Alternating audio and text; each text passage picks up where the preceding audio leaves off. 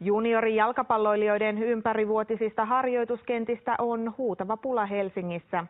Harjoitusolot ovat kuitenkin kohenemassa tuntuvasti monien uusien tekonurmikenttien ansiosta.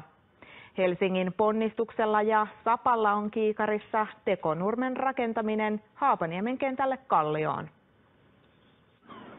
Brahen kentällä treenanneet Ponnistuksen helsinkiläisveljekset aloittivat futiksen pelaamisen jo vuosia sitten. No kai mä itse halusin. Vähän sen jälkeen, kun isovelikin meni pelaamaan. Kysyntä kenttien käyttöajosta on kova ja Lainenkin poikia kuskataan milloin minnekin. Isoveli menee kyllä joskus harjoituksiin omin päinkin. Siinä on tullut joskus kommelluksia hädissä ja soitettu ratikasta, että nyt ollaan väärässä paikassa. Kyllä sitten sinne ollaan aina vähän myöhässä päässä. Joo, välillä se on vähän ärsyttävää lähteä niihin treeneihin, mutta on niissä treeneissä mukavaa. Helpotusta on luvassa, sillä Ponnistuksella on yhdessä Sapan kanssa vireillä tekonurmikentän saaminen Haapaniemen hiekkakentälle. Kaupunki tukee mielellään seuroja, sillä liikuntatoimen investointirahat ovat puolittuneet.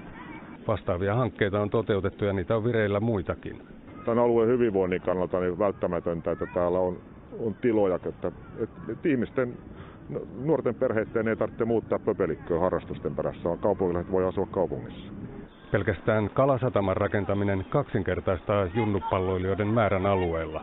Uusi tekonurmikenttä on enemmän kuin tervetullut.